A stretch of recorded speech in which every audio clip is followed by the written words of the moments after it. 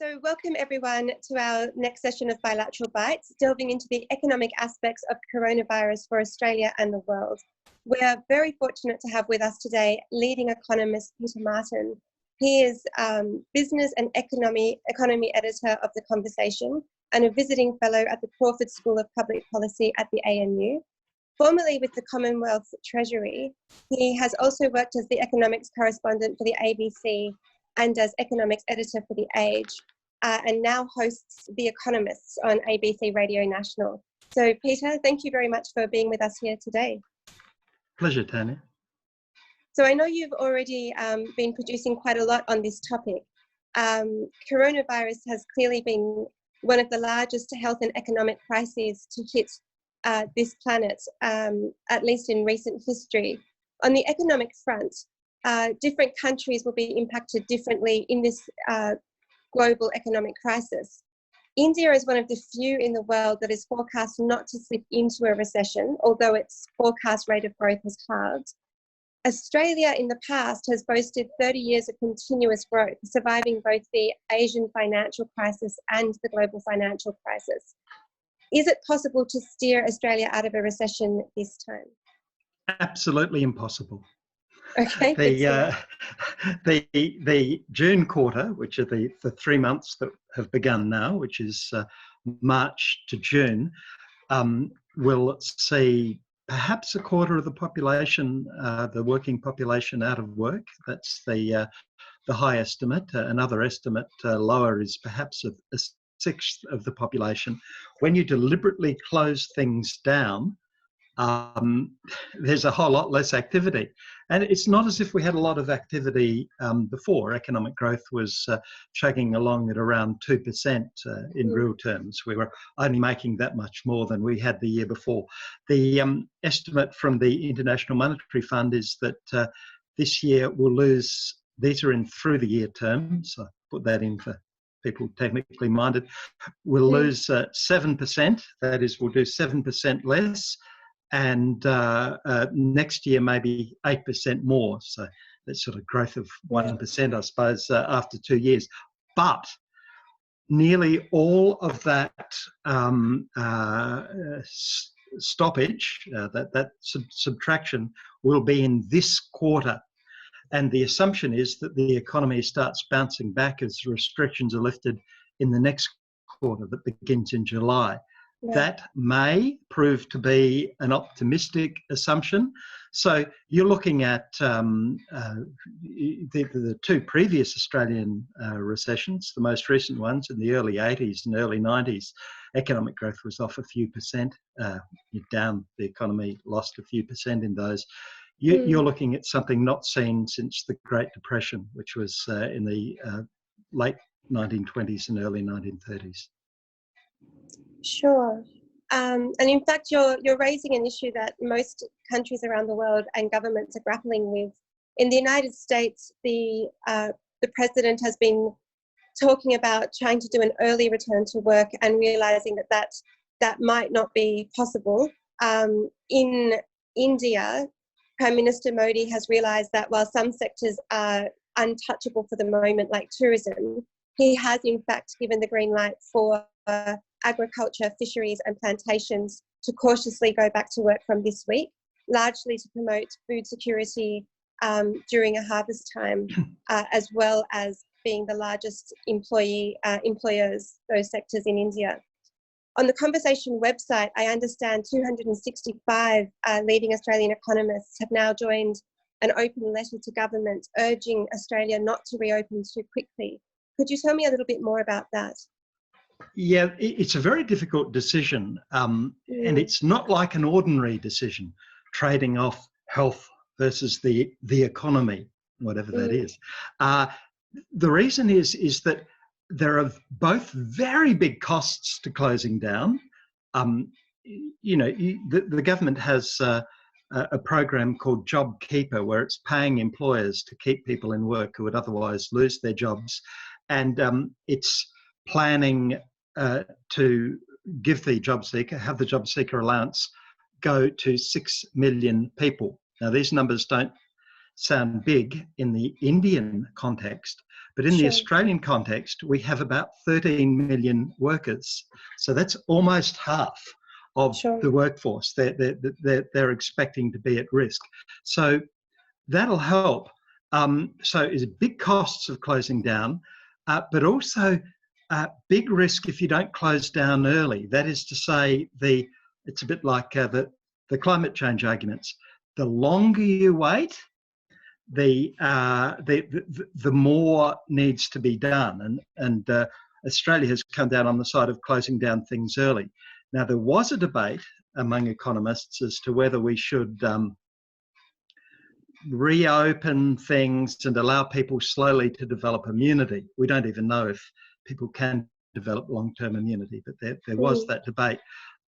In a sense, that debate is now over, and that letter is now a week old, and it shows you how quickly things are moving. Australia has had so much success by closing down its economy that in some states, Australia, counting territories, has got 6 or 7 or 8 territories, depends which ones you count. In some, we've now had no new cases for several days. So by keeping people at home, we've starved the virus of hosts and have succeeded without really trying, actually. We merely wanted to flatten the curve, make things so that we didn't run out of intensive care unit beds. But we've basically starved the virus, destroyed it for the moment, really, by depriving it of new hosts. Now, that means that we're not going to have any herd immunity or anything like that. The virus hasn't been near most people, and that necessitates now really the strategy that the economists were arguing for, which is having eliminated it, almost, we need to keep eliminating it. We can't rely on people being immune, and that'll mean a lockdown for longer. The Prime Minister is saying at least another 3 weeks, but for however long. And then when things are resumed, and we're resuming sectors in a different order, probably proper school lessons will be the first thing resumed. When that happens, to be terribly vigilant.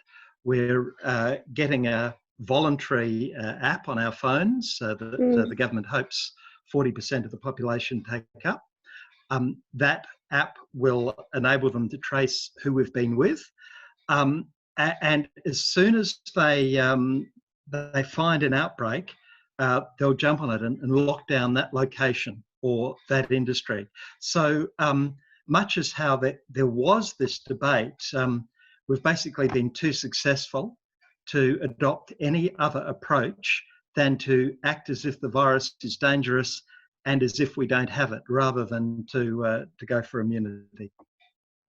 No, sure. I think it makes good sense, and the point you made in our conversation earlier, I think was really sharp and incisive, which is rather than having this false dichotomy between health and the economy, choosing health is choosing the economy, because we can all then over time get back to work more quickly.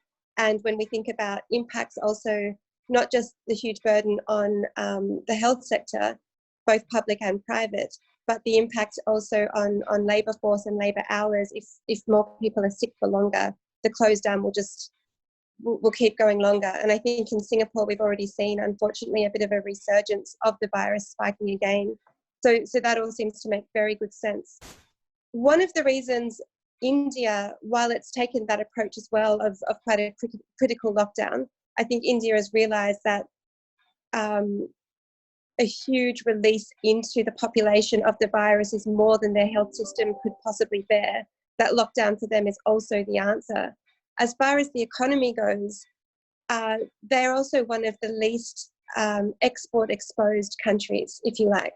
Whereas Australia has adopted good 20th century policy and the 20th century wisdom of efficiency and liberalisation, Australia is also, I think, one of the most liberal and internationally exposed economies for export as well as import, which is something that India isn't quite as exposed to vis-a-vis other countries. Would this be an argument for Australia to become more self-sufficient in some sectors? Or is that is that not something we need to think about? Well, Australia is self-sufficient in the thing that matters, in food. It's 89% of the food we consume in Australia is made in Australia. Now, having said that, we export far more. We're a net exporter to the world. Now, food isn't a big employer, quite different to India. Although we're a massive food producer of wheat, beef, rice, and although we even export rice to Japan, right?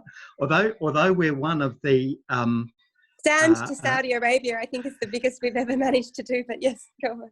Yeah, that's right. So cars to the US when we used to do that. Although we're a big exporting nation, a big trading nation, our food production is mechanised. So when you were talking about how food is necessary to get people back into food for employment, we employ, I think it's about 2% in India. In Australia, we employ about 2% of the workforce on food. That's not what food is about. Food is mechanised and we make a lot of it.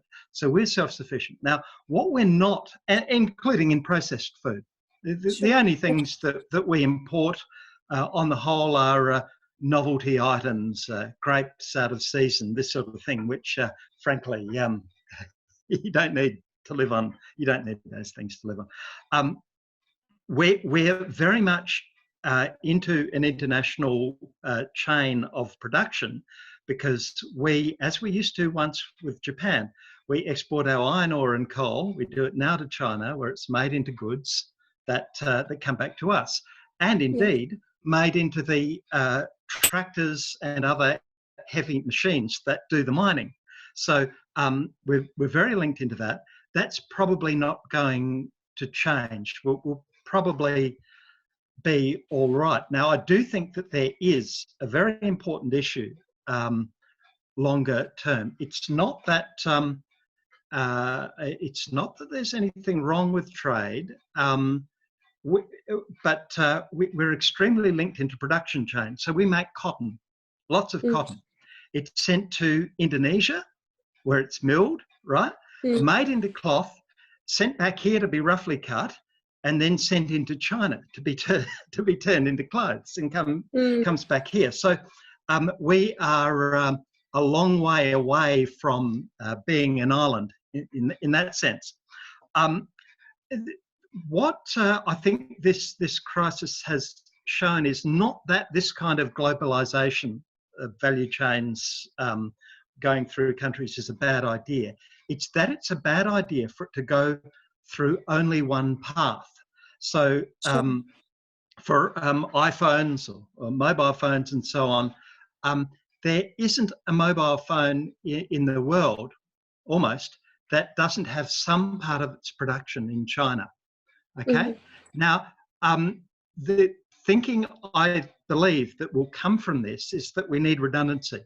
We need, if you like, a dual track production chain, so that if a disease happens in one country in the world, if a disease happens in China again, slowing down production, that India or Vietnam or another country can have a parallel process. This is what benefited a lot of companies during the 9/11 terror attacks in New York.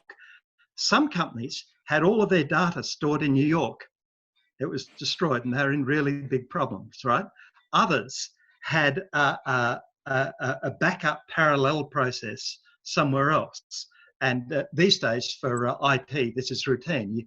You don't have all of your data stored in one place. Sure. I think we will see this more for production chains. I think we'll no longer have in the future one place being the choke point through which everything goes. But that's more of an issue for those mainly US-based firms that design mobile phones and technology and use China than it is for us. Sure. You've touched on a number of points there, and certainly one of our Bilateral Bites series coming up will focus on data. And you mentioned also the tracking app as well, because we are also relying more and more on technology, data, ICT flows, and there's also, I guess, a different kind of security risk to those sorts of mechanisms, including data storage, which I think we're discovering on both Zoom, funnily enough, and also on the tracking app as well. But I want to turn our minds now to some of the things that coronavirus has highlighted in respective domestic economies around the world. We've seen quite a stark difference between capable countries and less capable countries. And interestingly, that mode of capability doesn't necessarily follow a north-south divide. So developed countries have somehow found themselves to be less capable in dealing with this coronavirus, with the US almost touching 900,000 cases, almost 1/3 now of the world's total cases of coronavirus, while being the largest economy in the world. If we analyse how economies function domestically, it seems to be that the countries that have greater welfare built into their model are doing better, both for social welfare payments for people who are unemployed to soften the blow, as well as responsiveness to health and being able to treat people in an affordable manner. Does that seem to resonate with your understanding? What we are finding, and in the articles I edit, process for the conversation, a repeated theme is that the free market competition works very well in delivering goods most of the time. What we're doing now, we're allowing our two big supermarket chains, which are normally prevented by law, and there are always legal cases about this from meeting, colluding. We're giving special dispensation for them to collude, to allow to coordinate the supply of goods. Everywhere, in every bit of the economy, the government has temporarily taken over the private hospitals. They're now being run by the government health authorities, taking orders from them. We've managed to do it. I guess we're sort of, we're different to the US. We have a greater respect for law, for the state. We've moved very swiftly in almost every field, from competition to cooperation to taking orders for the good of the state. Now, when this is over, those firms can go back to competing, hopefully. Although I'm a bit worried that they'll be used to having meetings, and they may find they quite like the idea. Look, the last question I'll leave you with, because I think it impacts universities as well as research and education. The education or higher education sector has been appreciably hit, largely because Australia in particular, I guess also like the UK, Canada, the United States and others, is very open to international students, which is a huge element in the funding of higher education in Australia. How do you think that's going? And my understanding is that there won't be a stimulus for universities, perhaps because it's not deemed necessary at the moment. But do you have an economic perspective on the future of the higher education sector for Australia? Well, the higher education sector, and the way the funding's been arranged, is dependent for big amounts of money, for the variable amounts of money, dependent on foreign students. And this has made universities particularly vulnerable to a country to China, for instance, deciding not to send students. And these sort of things meant that universities are, if you like, hostage. Now, they've suddenly been freed. They're getting, the best guess is, or one guess is, that they'll lose in the 20% of their funding, and students and probably staff will go. They'll become much smaller. Now, whether this sudden demonstration of vulnerability means that in the future they go forward being smaller operations, leaner operations, being less dependent on foreign students, if that happens, they might be grateful when they look back, they've been in they're funded in a miserly way for Australian students. They can get a lot of money overseas. The big ones, the ones known internationally, have been doing very well, probably had a lot of fat, and now they're going to lose it. Now, whether they go back to reliance on foreign students when this is over, I don't know, but they've been at least given a very sharp picture of how vulnerable they are. Peter, thank you very, very much for your time today. We've covered a range of issues from climate, the economy, employability, education, and food and agriculture. I'm sure we could go on and on. It's been a fascinating discussion. I will leave it there for today, and I just thank you very much for your time. A great pleasure.